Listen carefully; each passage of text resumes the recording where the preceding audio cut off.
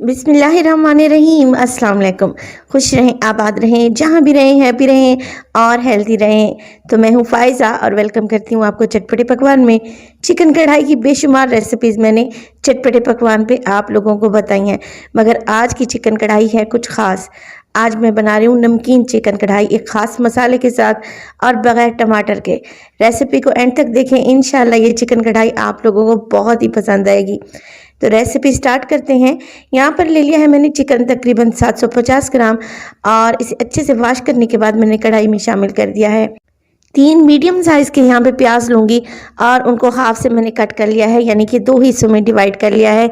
ये भी शामिल कर देंगे। इसके अलावा इसमें डालेंगे पानी। पानी डालूंगी मैं 2 कप के बराबर, क्योंकि चिकन को हमने यहाँ पर गला लेना है। इसके अलावा इसमें डालूंगी मैं नमक, क्योंकि नमकीन चिकन कढ़ाई है तो 1 टीस्पून नमक डालें या आप अपने टेस्ट के अकॉर्डिंग शामिल कर लें। 1 टेबलस्पून इसमें डालूंगी मैं अदरक लहसुन का पेस्ट और ये है 2 बड़ी इलायची। इससे चिकन की स्मेल भी चली जाएगी और चिकन कढ़ाई का टेस्ट भी बहुत ही ज़बरदस्त आएगा। बस जी, अब सब चीज़ों को मिक्स कर लेंगे और मिक्स करने के साथ साथ मैं फ्लेम को ऑन कर दूंगी और कढ़ाई में एक बॉईल आने दूंगी। जैसे ही कढ़ाई में बॉईल आएगा, ये देखें अच्छा सा बॉईल आ चुका है। बस जी, कवर लगा दें और 15 मिनट के लिए इसको पकने के लिए छोड़ दें मीडियम टू लो फ्लेम पर, जब तक हम एक खुशबूदार सा मसाला तैयार करेंगे। तो यहाँ पर एक हमाम दस्ते में लूँगी आधा टेबलस्पून में सफ़ेद ज़ीरा, 1 टेबलस्पून लूँगी मैं काली मिर्च साबित और साबित ही धनिया इसमें शामिल करूँगी 1 टेबलस्पून। इन सब चीज़ों को मैंने मोटा मोटा सा दरदरा सा कूट लेना है। हम लोग क्या करते हैं, मसालों को पीस कर रख देते हैं अच्छी खासी क्वांटिटी में, जिससे उनका जायका और फ्लेवर ख़त्म हो जाता है। तो इस तरीके से अगर ताज़े मसाले पीसेंगे तो बहुत ही अच्छी खुशबू आएगी और खाने का टेस्ट भी बढ़ जाएगा इंशाल्लाह। देखिए, सब चीज़ों को मोटा मोटा सा मैं कूट चुकी हूँ। इसको एक साइड पे रख देंगे और चिकन को चेक कर लेते हैं। तो चिकन को पकते हुए यहाँ पर 12 मिनट गुजर चुके हैं और आप देख रहे हैं हल्का हल्का सा पानी अभी बाकी है, मुकम्मल तौर पर ड्राई नहीं हुआ। तो यहाँ पर मैं क्या करूँगी, प्याज को निकाल लूँगी। प्याज अच्छे से सॉफ्ट हो चुके हैं और इसी तरीके के प्याज मुझे चाहिए थे। थोड़ी डिफरेंट सी ये रेसिपी है, मगर यकीन करें ये कढ़ाई इतनी टेस्टी है, आप इसको एक बार बनाएंगे ना तो यकीन करें आप इसे बार बार बनाएंगे। अब बाकी बचे हुए चिकन में डालूंगी मैं तकरीबन आधा कप के बराबर घी। आप ऑयल का भी इस्तेमाल कर सकते हैं, घी से कढ़ाई में टेस्ट बहुत ही ज़बरदस्त आता है। प्याज में निकाल चुकी हूँ।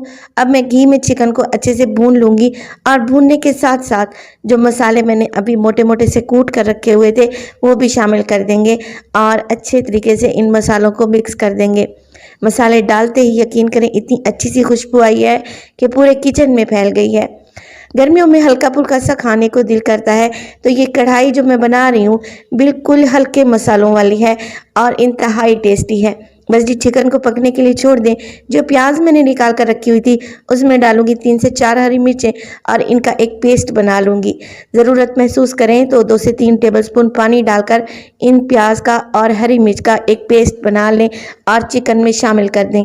अब इस स्टेज पर हम चिकन को भूनेंगे, इतना अच्छे तरीके से भूनेंगे कि प्याज भी अच्छे से भून जाए और घी भी ऊपर आ जाए। तकरीबन 5 से 6 मिनट के लिए हाई फ्लेम पे आपने सब चीज़ों को अच्छे से भून लेना है। चिकन पहले से ही गला हुआ था, क्योंकि 15 मिनट के लिए हमने इसे अच्छे से कुक कर लिया था। बस जी, यहाँ पर कढ़ाई अच्छे से भुन चुकी है। मेरे पास है यहाँ पर 1 कप के बराबर दही, जिसे मैंने बहुत अच्छे तरीके से फेंट लिया है। इसमें गुठली वगैरह बाकी नहीं रहनी चाहिए, एक स्मूथ सी दही हमें चाहिए और ज़्यादा खट्टे दही का भी इस्तेमाल नहीं करेंगे। दही डालने के बाद पकाएंगे चिकन को 5 से 6 मिनट के लिए, ताकि दही का कच्चापन चला जाए। जब आप देखें कि घी साइडों से रिलीज़ होना शुरू हो चुका है तो आप इस कढ़ाई में डालें हरी मिर्चें। अगर ज़्यादा स्पाइसी खाते हैं तो बारीक काट कर डाल दें। इसके अलावा इसमें डालूंगी लेमन के कुछ स्लाइसेस, जिससे कढ़ाई की खुशबू मज़ीद बढ़ जाएगी। और इसमें डालूंगी बारीक कटा हुआ हरा धनिया।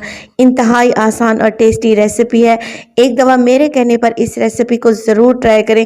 इंशाल्लाह आप उंगलियां चाटने पर मजबूर हो जाएंगे, ये इतनी टेस्टी बनेगी।